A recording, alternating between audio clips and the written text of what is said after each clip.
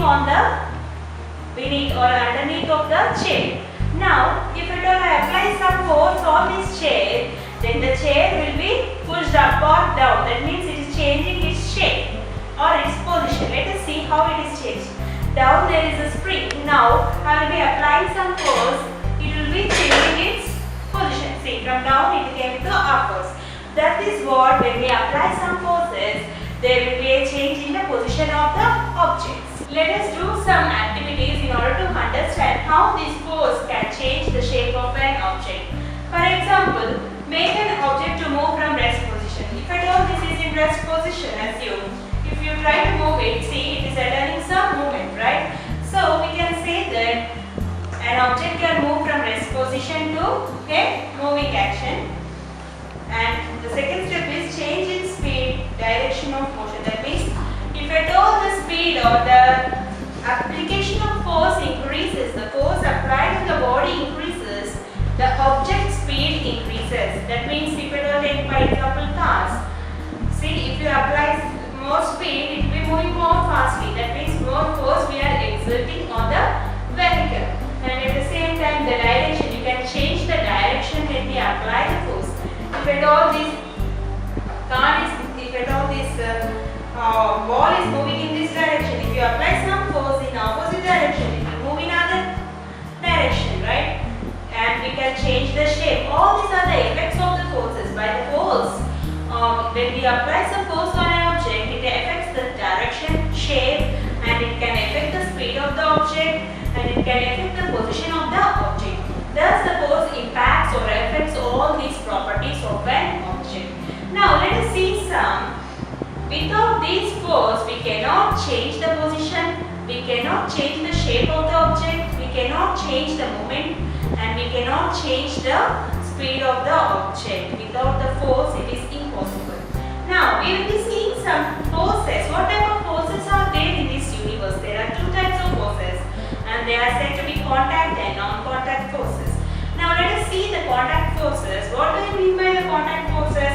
Contact forces are two types. That means it has two categories. That is frictional contact and muscular contact force.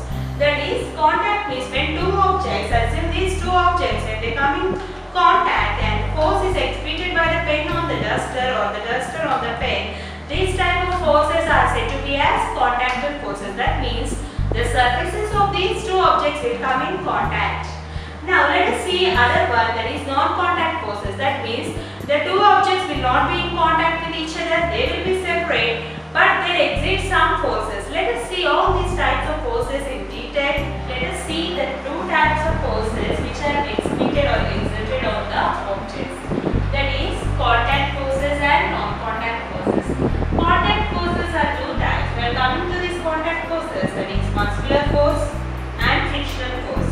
I have said previously the muscular force, what is that is physically a developed force of body parts of animals or persons or anything. Now let us take an example for muscular force of animals. It's used to carry out many different tasks. For example, let us take a cow. We use it for plowing, right? Cow is used to plow the soil. And let us take donkey. On donkey we will, most people or nowadays used to carry clothes and all these things, luggages. And for example, let us take horse. Horse riders. The persons used to sit on the horses and horse ridings, right?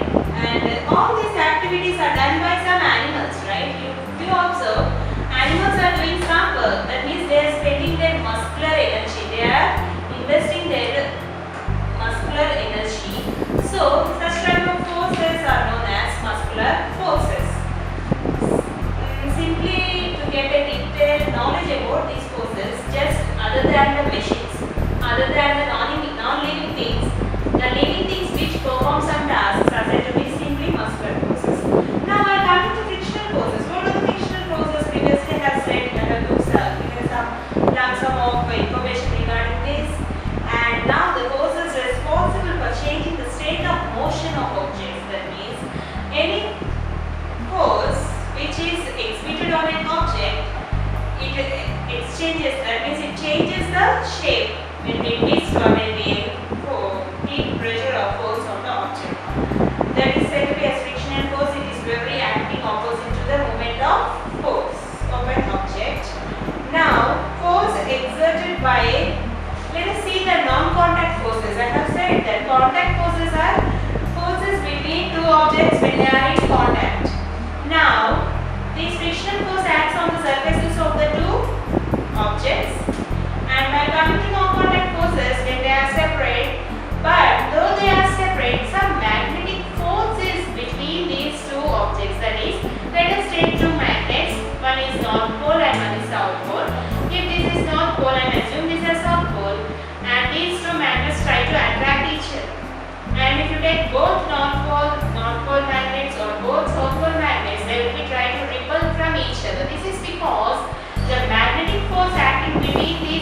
objects, and such a force which is between these two objects when they are not in contact are said to be as magnetic force, and it is that this force is exerted by the magnets, and this force is said to be magnetic force. And let us see another type of non-contact force, that is electrostatic force. What do you mean by electrostatic force? And electrostatic force is also same, that is when the two objects are in non-contact with each other, then the electrostatic force exerted on the objects. That means one particle or one object is charged by rubbing with some other particle. For example, let us take a straw. Straw, you know how you suck the water and everything, juices and all with the help of straw.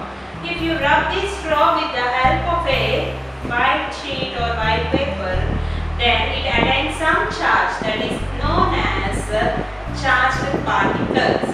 Therefore, we can say that these particles are exhibiting or exerting some forces on the body or object. Now, this charged particle or this charged object in result will attract or repel some other objects which will be come across them. For example, let us take when you comb your hair, that comb will be attracting the papers, right? That is known as simply electrostatic force. Electrostatic force is exerted between two objects when the objects are in charged or uncharged positions. Now let us see the charged body. Force exerted by a charged body on another charged or uncharged body is said to be as electrostatic force. And this electrostatic force, when you come across the conductors, you will be observing this. And this magnetic force and electrostatic force are two simultaneous forces acting between the conductors which are carrying the current. And this is the best example for electrostatic and magnetic forces, that is the current carrying conductor exhibits the magnetic field around it, and at the same time the conductor exhibits the electrostatic force because of the non-charged particles respectively, that is electrons. Let us see the third type of force, that is gravitational force. Now, if you see this gravitational force, that is the force which is exhibited by the earth, that is gravity of force. That means if you observe, when you throw any ball upwards, it will be falling towards the ground. If you throw any object, it will be falling down towards the earth, right? That is because the force or gravitational force which is acted by the earth. Now let us see this force of gravity exhibited by different objects. Whatever object you throw upwards, it will be falling down, right? And this is known as gravitational force. Now let us see what is the pressure and what is the definition and what are the causes of pressure and examples of pressure. The force acting on a unit area of a surface, that means simply it is a pressure. Force and pressure are simultaneous, I have said previously, and they are running on both same side. That is, when you exert some force, it is internally exerting some pressure on the surface. If I exhibit some force on this pen, this is internally exerting some pressure on this table where I am pressing it, right? So, example, pushing a nail into a wooden plank, that means if you are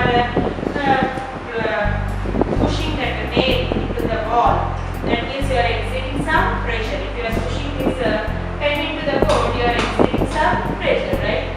There is one example. And now we will be seeing important carrying a balloon. Some people used to carry the luggage on the head. That means this luggage on the head will be exerting some pressure on the head. That is some examples you will be seeing in daily life. And if at all you carry some things, that will be exerting some pressure on your hands. Now, if you see this pressure, is this pressure exerted by only the solid things? No, the pressure can be exerted by the liquids and gases also. If you observe, let us take one bottle which is filled with water. If you pump one hole or punch a hole, the water will be forcefully coming outside from the hole, right? That is what the water also, that is the liquids, exhibits the force on the surfaces of the bodies. That means liquids also has some pressure.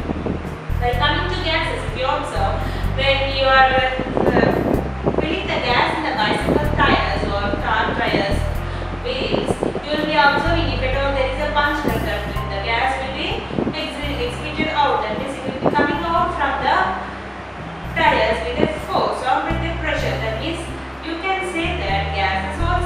some pressure on the surfaces or on any contactable places.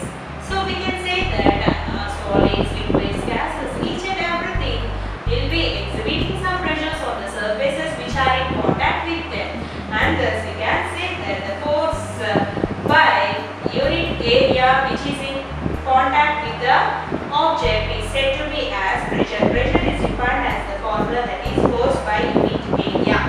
Now we will be seeing that liquids and gases also exhibiting the pressure, and by this we will be seeing that pressure is having some force which in turn exhibits the pressure. Now we will be seeing the atmospheric pressure. What is atmospheric pressure and how it will be calculated? Let us see the definition of atmospheric pressure and what is atmospheric pressure.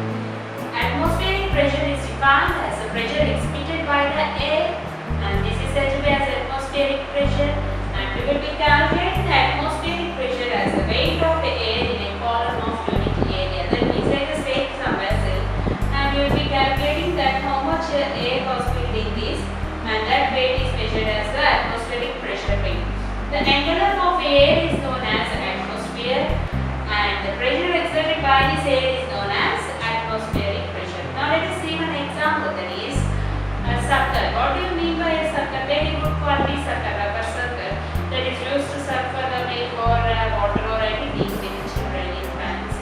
And now this circle, when you place it on some ball or anything, it will be folded off, right? If you want to remove that, it will be occupied with the vacuum with which is the absence of air, and it will be very difficult to remove that circle. That means we are exerting some pressure on this in order to remove it, and this is known as atmospheric pressure. Now this is a rough concept, it is force and pressure, and previously we have studied all the concepts regarding the force, the definition of force and the definition of pressure, and different types of forces, that is contact and non-contact forces. And if you see, you have observed that pressure can be exhibited by the solids, liquids and gases. And coming to non-contact forces, that is magnetic, electrostatic and gravitational force. And coming to contact forces, that is inertia and muscular force. I hope you are clear with each and every topic